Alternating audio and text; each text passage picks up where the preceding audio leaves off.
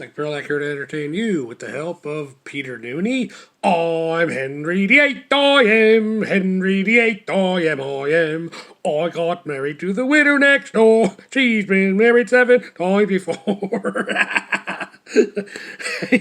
I met him. I stood in line to get his autograph. I didn't get his autograph. I stood in line because I wanted to ask him a question.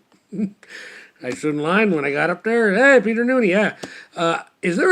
I asked him, is there an actor who looks like you and was in an episode of Quantum Leap called Glitter Rock? Peter Nooney's exact reaction to my inquiry, that was me! I told that story before on this channel, but I'll be telling that story till the day I die. That was me! If you think I'm talking out my butt, I didn't get his autograph or my picture taken with him, but my father did.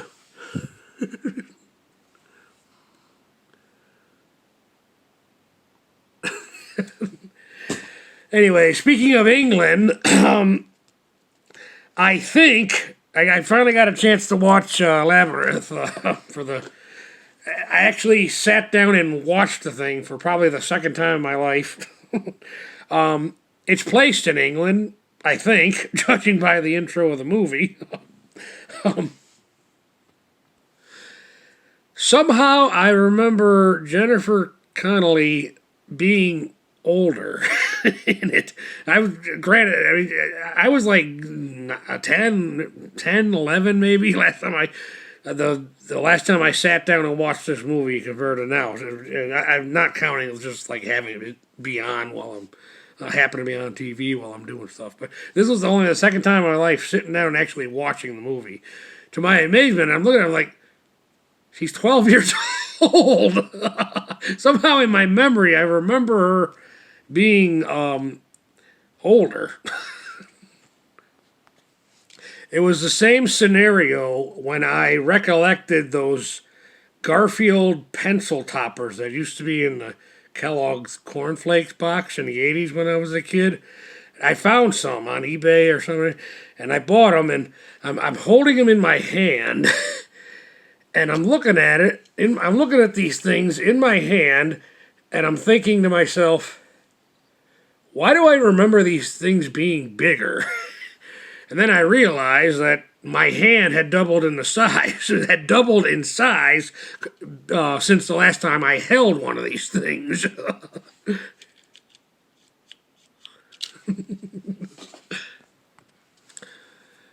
But back to Labyrinth.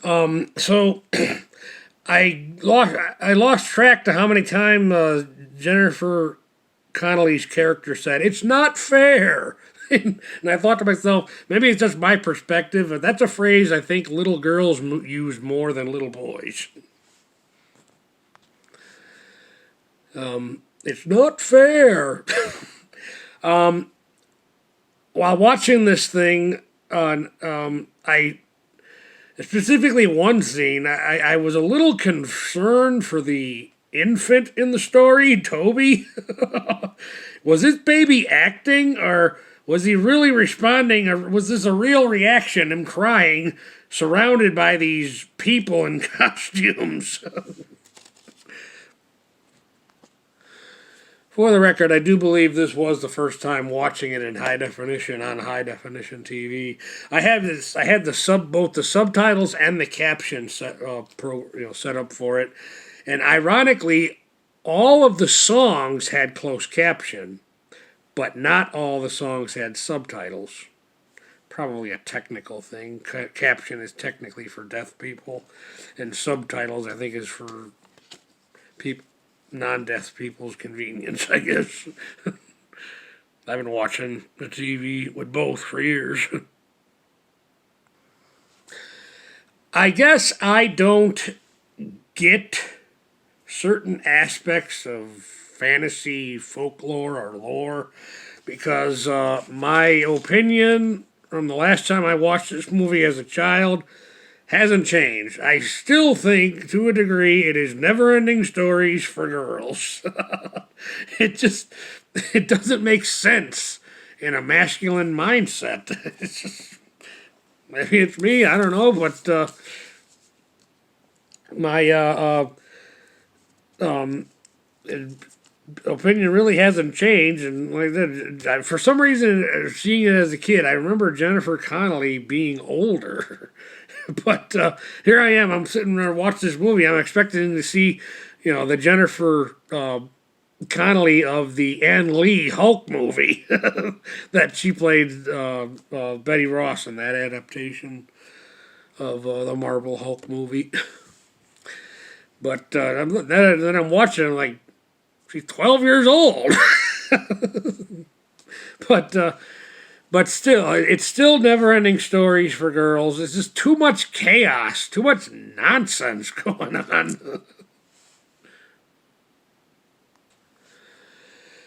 Which got me thinking about chaos theory and then pondering, if God is a woman and, a lot of things God does seems chaotic to us, lowly humans, maybe it's further proof that God is in fact a woman. Good, because as I said before on this channel, earthly females suck. Hey, thou shalt have no gods before me, jealousy. Proof positive that maybe God is a woman. Hey, women are not happy unless they have the attention of all men in the world. Maybe God is a woman, and no lowly female earth creature can compete. Maybe God is the embodiment of feminine strength, agility, compassion, love, all that. So no earthly female can compete. David Bowie as a villain, maybe a comical one. But I don't want this video to be too long. I still have to work out or put a few pieces of steak in my belly so I can go to sleep.